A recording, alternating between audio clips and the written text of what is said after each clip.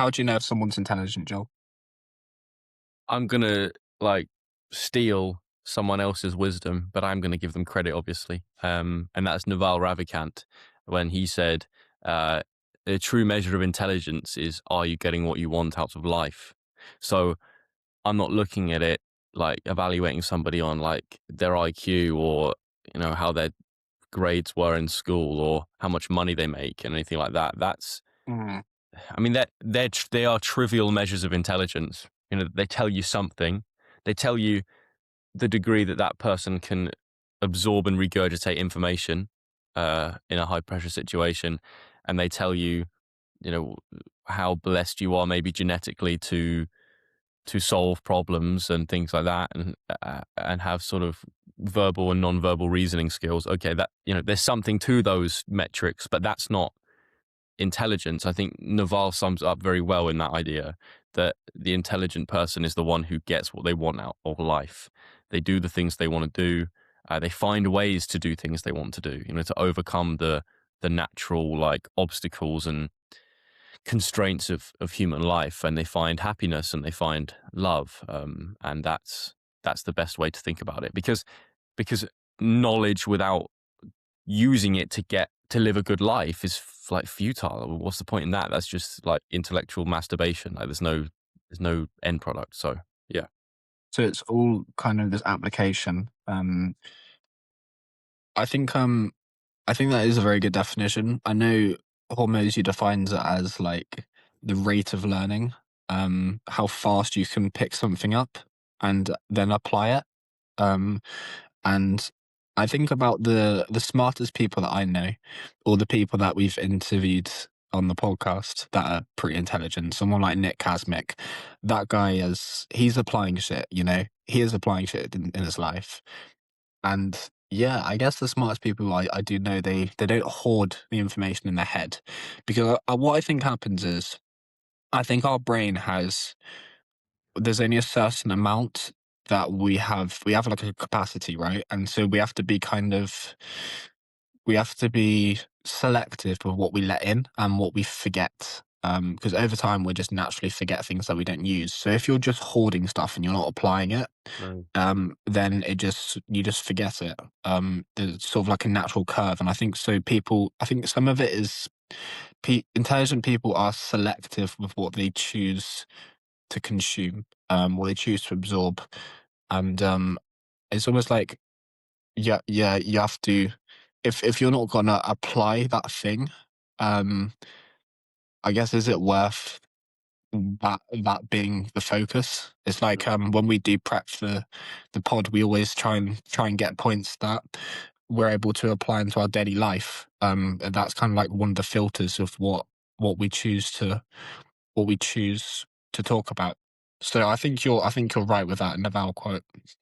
Well, if you think about even the way that learning is, like the way that learning works optimally, is it's about reproducing the idea or the action. So Mm, like I thought I used this a lot when I was in like school and studying for my A levels and stuff.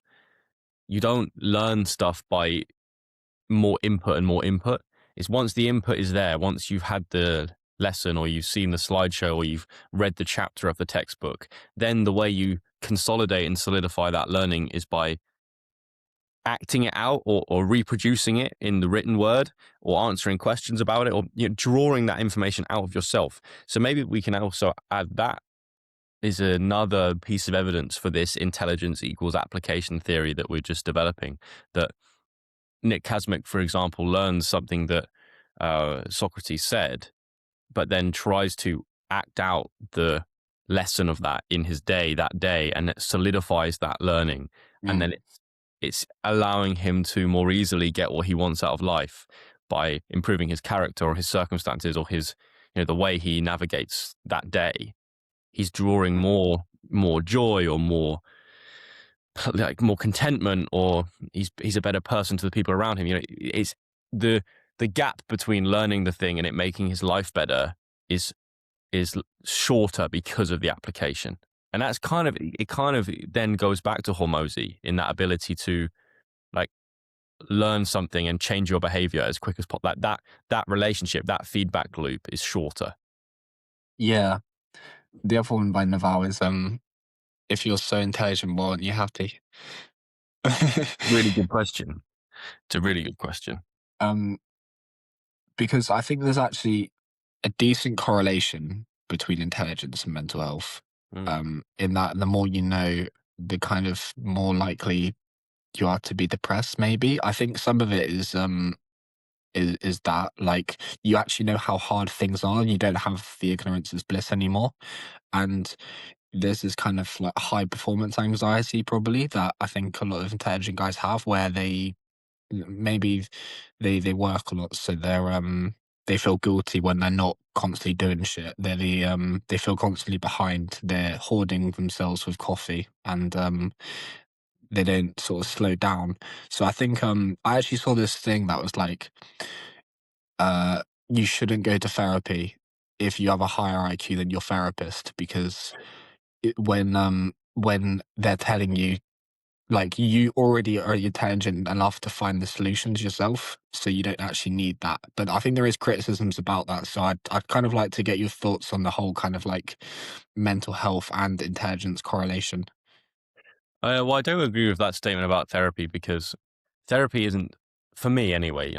It's it's not really a place where you learn stuff. Like the therapist is smarter than you, and they're like, it's not like a relationship you might have with a great lecturer where they have the knowledge and they spend time with you and try to transfer that knowledge onto you.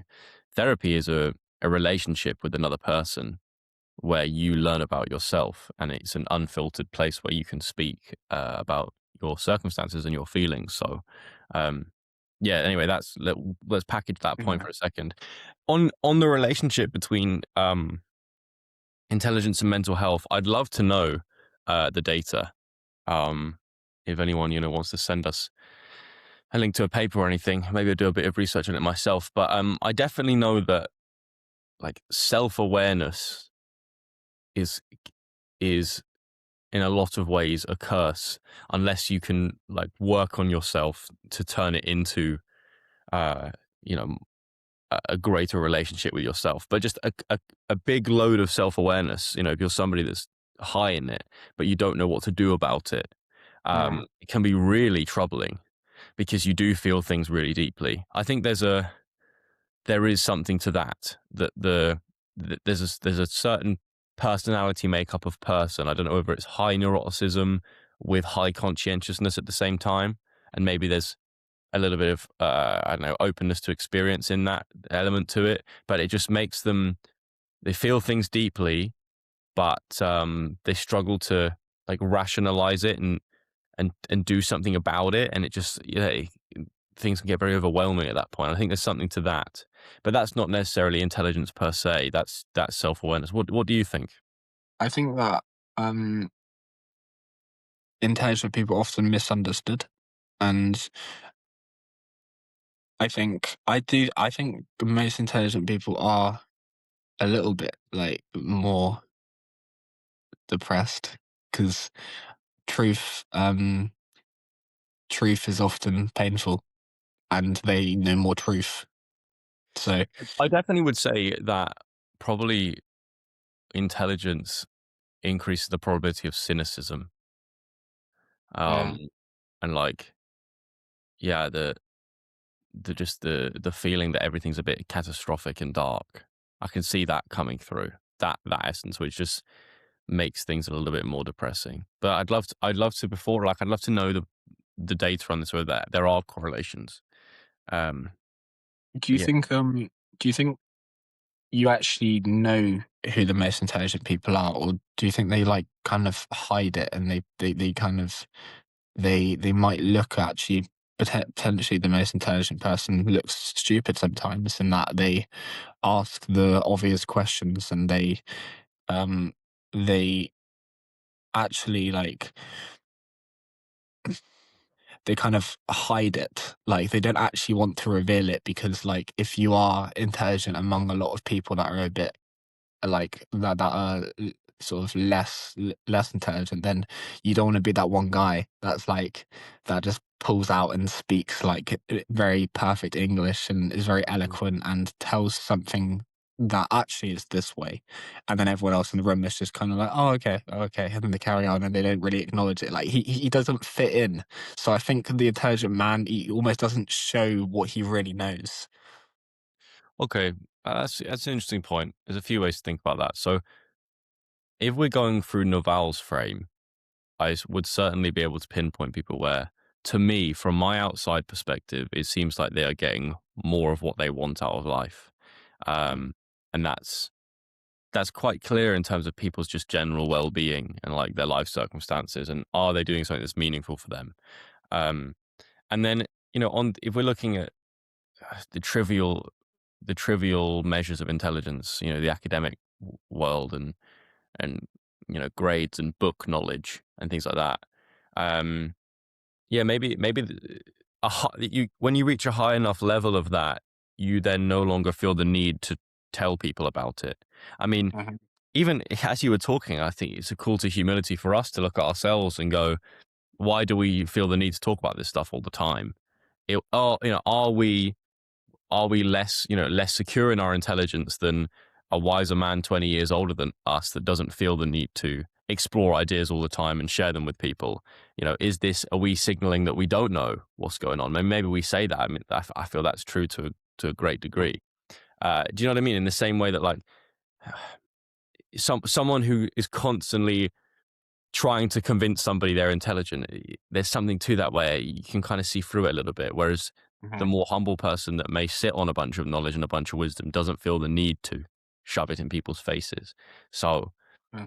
if we look through Naval's frame, I think that's the best. That's definitely the best way to think about this question.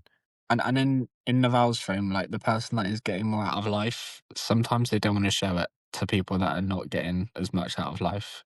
So really, like, I think there is a lot of people, but there is also their type that like is on social media and shows that they're getting more out of life. Yeah, And that's the actual person probably that's faking it it's true. because It's true.